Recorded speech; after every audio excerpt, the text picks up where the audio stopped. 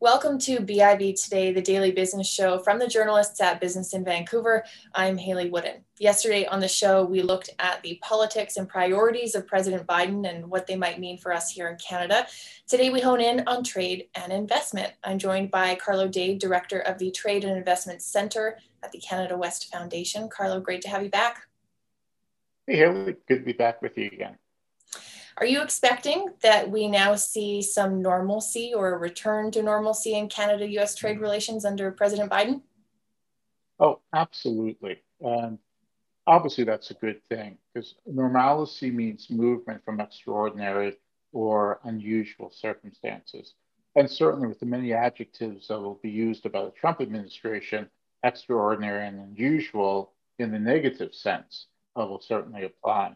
So we lose what I've referred to often as the tweet of Damocles, the sudden worry about that 2 a.m. tweet from President Trump invoking the extraordinary emergency powers he had, national security, tariffs on autos, on steel, what he did to Mexico, threatening to tax everything across the border. We lose that and we get back to the good old days of softwood lumber, country of origin labeling, and the other issues that plague the border. So it seems kind of bizarre to think of a return to fighting over softwood lumber as the good old days. But yeah, given what we've been through, it certainly looks that way. Those good old normal problems. Speaking of those issues, do we know where Biden stands on things like softwood or dairy?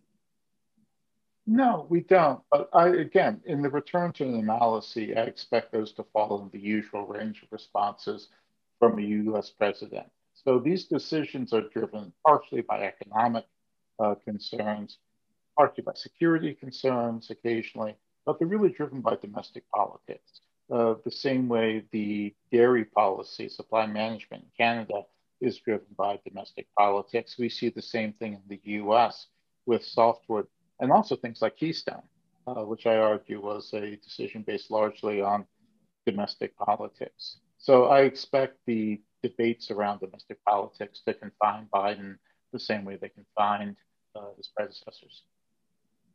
Let's talk a bit more in depth about Keystone. Shouldn't have been a surprise. Biden has been very clear that he opposed the project. What does it mean and how significant is it for Canada-U.S. relations beyond, say, the immediate term?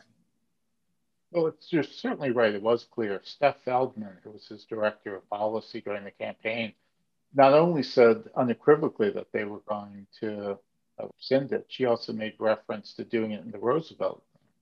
Um, that sort of specificity is something to sit up and take notice about. But my take on Keystone is the decision was part of the desire for the U.S. to transition from fossil fuels. Biden's been very clear about this. It's a personal belief and something that I've been told about which he's passionate.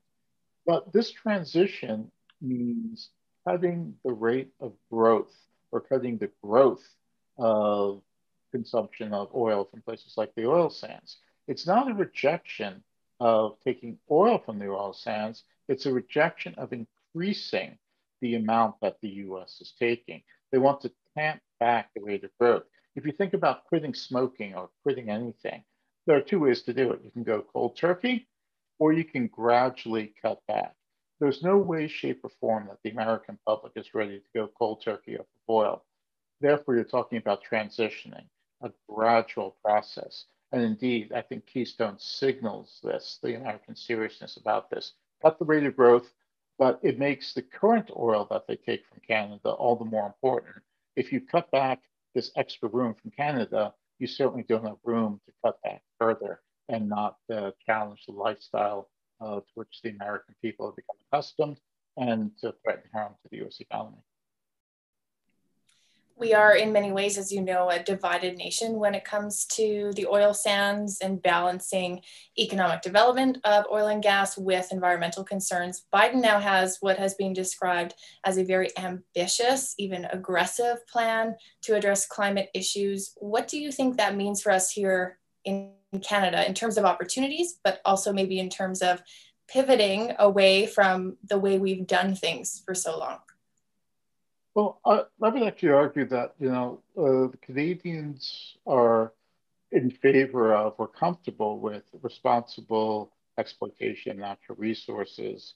And certainly the oil sands and the industry in Alberta has moved. You can argue willingly, begrudgingly, but I don't think you can argue on the facts that they haven't actually started to move the numbers on GHG emissions in terms of consultations and other things.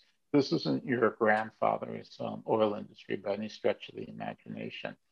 Uh, So the question is this enough in line with where the US administration is going? We're going to have to see where they go in terms of things like, are they going to set a price on carbon? Are they going to continue with thinking about the border adjustment tax? I think now the Americans have come back into line with most of the OECD countries, certainly the Europeans and others, and they've come back in line with Canada. So I think there are opportunities if we really pivot to wait to see what the Americans do and look to join with them. Joint standards for production of electric vehicles, having a Canada-U.S. and potentially even Mexico, the North American set of regulations and policy would enable us all to benefit from the shift. Again, it's not just Biden.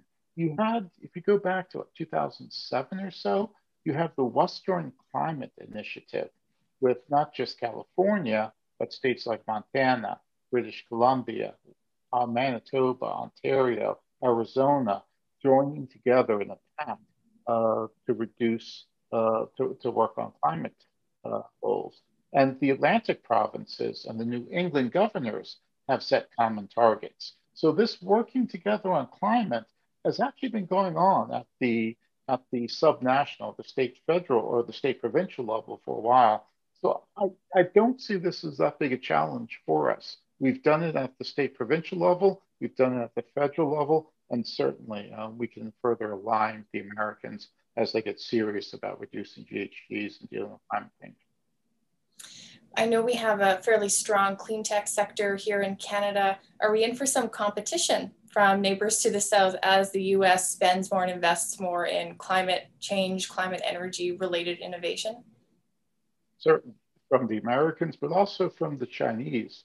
So back in November, China just finished, I think it was the fifth plenum of the 14th, hardly the 14th plenum of the fifth. I can't keep track with, with the Chinese government. But plenum sets the target or sets the general policy direction for the 5 year plan. And we're going to see the next 5 year plan come out in March. The plenum targeted clean tech. China's done this before. So we're going to see further competition, not just from the Americans in the sector, but also from the Chinese, and opportunities to sell and work on both our largest export market and our second largest trading partner on these issues.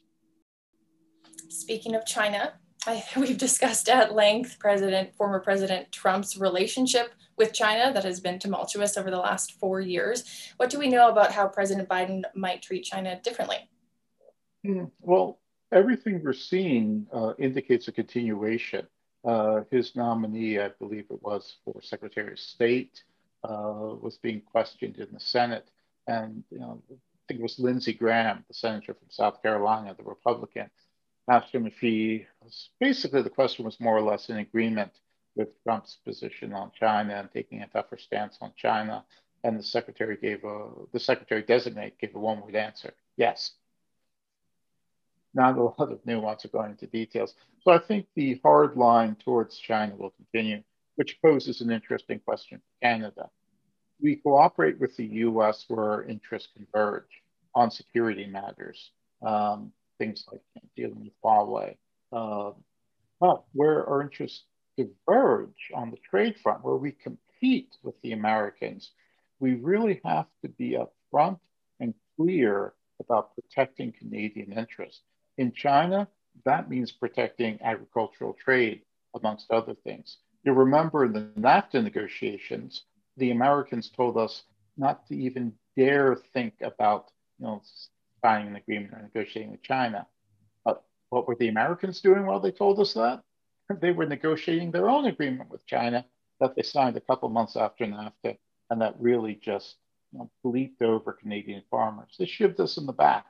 So we really have to be clear that we do cooperate with the Americans, but we also compete with them. And we have to keep those two realities in mind as we think about engagement, again, with our largest trading partner and our second largest trading partner. And with China, trade's been growing at something like 12% a year, year in, year out, good times, bad times. So we really have to manage those two. This is what John Diefenbaker did back in the 50s. He fought with Eisenhower and Kennedy over breaking the US embargo on grain sales to China. We broke the embargo. So this isn't a new issue for us, managing relations with the US and managing relations with China. Competition, cooperation, both. Trade between Canada and China may be strong, but our political relations have been fairly tense. What barriers do we need to overcome here in Canada to begin a thawing of those relations? What are some of the things that are in the way? And I could point to one. I think the Meng Wanzhou case ongoing is probably a bit of an issue. Exactly. And the hostage situation. You know, China's taken Canadian hostages in the past, and they've continued with that. Um, that is unfortunately going to remain a, I don't, we have to hope that one resolves the other. Biden administration drops the charges or asks the Attorney General in New York to drop the charges or decides to come up with some other bargain and we get the hostages back in exchange. That certainly would move us along. But again, I think the larger problem is a mental barrier in Canada that does not seem to exist in Australia, New Zealand, Europe, or the United States. Each of these countries or groups of countries is engaged in a struggle with China, fighting on political issues. Relations are tense. There are significant problems in the relationship. Yet each of these other countries or groups of countries has managed to, at the same time, dealing with China on political issues and fighting with China, has managed to keep the trade relationship or manage the trade relationship. Europe just signed a trade agreement with China. New Zealand and Australia, and you see what Australia's going through, haven't rescinded their trade agreements with China. They've signed yet another trade agreement with China, the Regional Comprehensive Economic Partnership. And the Americans, well, while waging an almost hot war with China, they managed to sign their first trade agreement with China, the Phase One agreement. So everyone else except Canada seems to have figured out a path to dealing with the two realities or the two sides of China. So the biggest barrier for us is taking a look at our competitors and realizing that not engaging China doesn't help us, it only helps them. They figured out how to do both. We need to figure out how to do both. I think that's a mental block in Ottawa and elsewhere. Final question, Carlo. What are some of the biggest trends or issues related to trade you're going to be watching as 2021 progresses? That's always the one that you hate to see this time next year or December, 11 months from now. You kind of smack your head and go, God, I was way off about that. But I think certainly looking to manage the relationship with the US and China, trying to balance those two. Engagement in Asia. The federal government is just released notice that they're thinking about bilateral trade negotiations with Indonesia, a new trade agreement with Indonesia. Yet we see the trend from our competitors in looking at multilateral agreements. So rather than add to the confusion of separate rules for country A, separate rules for country B, separate rules for country C, our competitors are looking at larger comprehensive regional agreements like the Regional Comprehensive Economic Partnership or joining the TPP. So the question is Canada going to continue down the old path of bilateral agreements, or are we going to wise up and catch up with our competitors and look more to A, strengthening the TPP, B, instead of signing an agreement with one country, Indonesia, trying to get into the Regional Comprehensive Economic Partnership, which is the largest trade bloc in the world, and moving in that direction. Interesting. Lots to watch on the trade front. Carlo, it's always great to have you on the show. Thanks for coming on. Hey, thanks for having me. Take care. That's Carlo Dade. He's the director of the Trade and Investment Center at the Canada-U.S. Foundation. This has been BIV Today. I'm Hayley Woodin. Thanks for joining us. We'll be back with a new episode of our show tomorrow.